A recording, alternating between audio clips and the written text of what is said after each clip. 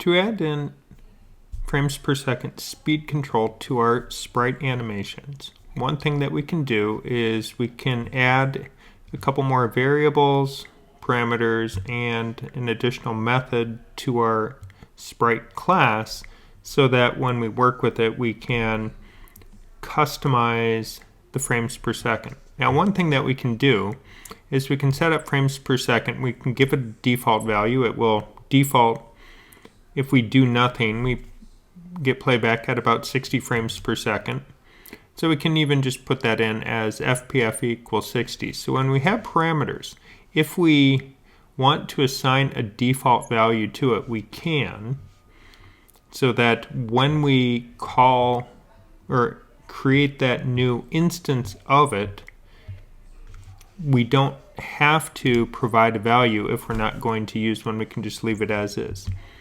But as it stands right now, I can go through and decide, hey, I want to set my frame rates to be different values. So I could set it 12, 24, 60, whatever I want. Now we're using the frame control that we used prior for doing our control of time. So what we do is we set up a couple values. Frames per second, we pass in the value in the constructor. We create a value of current time, start time, and our frames per second interval. Notice frames per second interval does need to be after frames per second because then we're using the value that we've set here where we take 1000 and divide it. Now, and keep in mind, this does give us an approximate frames per second. It's not going to give us a perfect playback of frames per second, but it's close enough. The next thing we do is we assign, or I created a new method, update with frames per second versus my standard update. So what it is we set current time to be the current time, and then we say our elapsed time is the current time minus the start time. Remembering that in the constructor we set the start time value. Then we check and see if our elapsed time has grown big enough that it's bigger than our frames per second interval. So typically we're going to see, somewhere between 2 to 6 thousandths of a second show up when we subtract our current time from the start time and reset it each time. So if we're running at 60 frames per second, we get approximately 2 to 6 kind of as our value.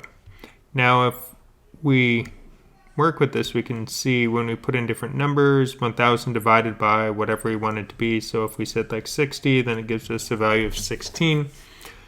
And then once elapsed time is bigger, then we're going to be able to work with it.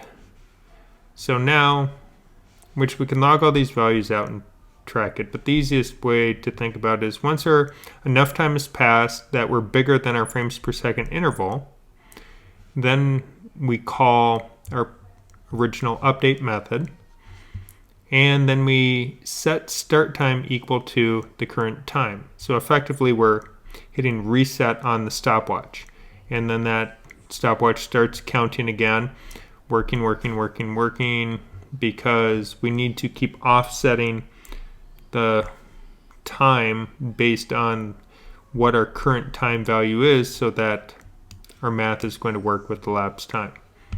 So when we do this and put these values in, put in this new method, then as we saw, when we construct something, we can choose the value that we want. So I don't put anything for the background images because they're not animating. So with that, I don't even need to call the new method. I can just call the old display. Now on something like the sun, which animates, I can say update with FPS. So it will update with our frames per second. And so all of my animated sprites, that is what I'm doing. So if we save this and take a look, we can see how now the animation has greatly slowed down. If we take the unicorn and put it up to, or even just delete, so now it's back to the original 60, we'll see now it's going a lot faster. I can also just type in and say I wanted, hey, a frame rate of 60. Now it does kind of cap at 60, so if you try and put in bigger numbers, you really don't get any return. So if I said 120, I mean, we get a little bit, but we're not going to see like just crazy gains on it. But now if I wanted my unicorn to say be at 24, I can do that. We can see how that slows it down. So now my sun image, which previously was running at 60, we look at that and it's kind of strobing pretty badly. If I slow it down to 24, which is what the original video was when I was working with it, we can see that it is giving us a better animation. So that's how we need to work with it, is in the constructor. When we call it, we call update with frames per second, and we make these updates to our class, and then that takes care of everything.